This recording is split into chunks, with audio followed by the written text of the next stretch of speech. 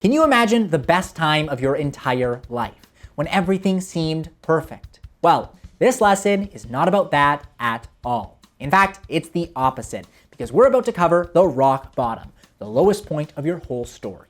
And in this lesson, we're getting a grasp on the rock bottom to understand what it is, how it's tied to the epiphany, and an easy hack you can use to make this phase work perfectly. This video is a lesson from a full free mega course on our website. If you're ready to supercharge your storytelling, click the link in the description and start your journey today. This video is also part of a series, so if you haven't watched the previous videos, there are links down below.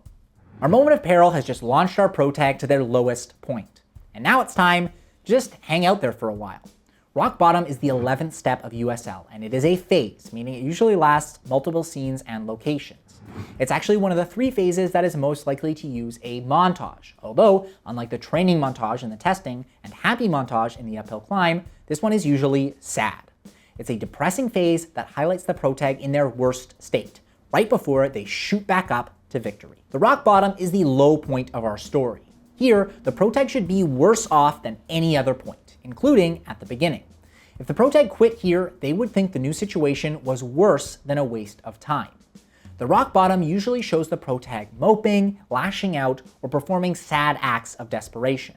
And if there are multiple central characters, this can be done in a sad montage, like in Wedding Crashers, Shrek, or Crazy Stupid Love. We want to see this gloom permeate through every area of their life. Most times they look like crap because they haven't showered in days, like in Wedding Crashers or in Bridesmaids. Their environment should be generally sad as well, whether that means messy, like in Wedding Crashers, or a depressing location like the unfinished bathroom in Die Hard. Blake Snyder suggests a return to the familiar, which may mean returning to an old job, an old relationship, or moving back in with the parents.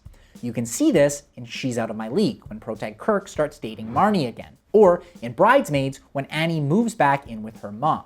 Overall, they might just accept the unsatisfying, which is the mood we're looking for. If your story is more action-oriented, the rock bottom often showcases the protag trapped, injured, or abandoned. In Die Hard, John McClane has his feet full of glass in a bathroom. In Moana, Maui abandons Moana on her raft. And oftentimes, it feels like there is no way out, which is an extension of the hopelessness of the moment of peril. But at some point during your rock bottom, your protag is finally going to get a glimpse of their epiphany. This epiphany is the realization that their flaw has been holding them back, and if they want to succeed at their goal, they must embrace their need. And in the next step, the inner gateway, they'll undergo a great internal change when they embrace that need. In our lesson on the epiphany, we gave an example from She's Out of My League, wherein protag Kirk glimpses his epiphany that he's not a 5, but a 10. This leads him to embrace his need of self-love in the inner gateway before shooting back up to victory. The rock bottom often bleeds into the inner gateway. This is because many times the protag is in the middle of a conversation when, boom, they have a realization. This means the epiphany is often a moment that bridges the gap between the rock bottom and the inner gateway, and is sometimes a part of both. It's often hard to spot where one ends and the other begins. The rock bottom is all about the sadness, while the inner gateway is all about the change and recommitment. So, don't stress if these two bleed together. What's important is that you show your protag at their lowest before they embrace their need and recommit to their goal. So, how do you help your protag glimpse their epiphany? The most common way is through a speech delivered by another character. This is often what's known as a B-story character or impact character, and we talked about how they relate to the theme in the extended version of that lesson. But most of the time, the character will explain to the protag exactly what they need, leading the protag to their epiphany. This happens when Moana's grandmother helps Moana realize her abilities in Moana, when Megan makes Annie take responsibility for her actions in Bridesmaids, or when Donkey calls out Shrek for being mean in Shrek.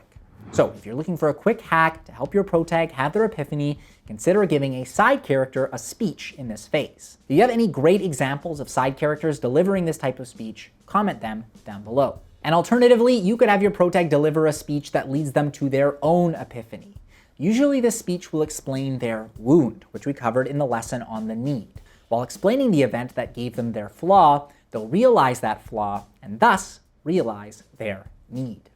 You should now have a good idea of what the rock bottom phase is, how it's tied to the epiphany, and how to introduce the epiphany using a speech from another character. But if you really want to get to the bottom of rock bottom, the extended version of this lesson covers this phase's relation to real-life journeys, a special kind of rock bottom that is highly underused, and gets to the bedrock of the rock bottom with an in-depth example of the 2017 horror thriller Get Out.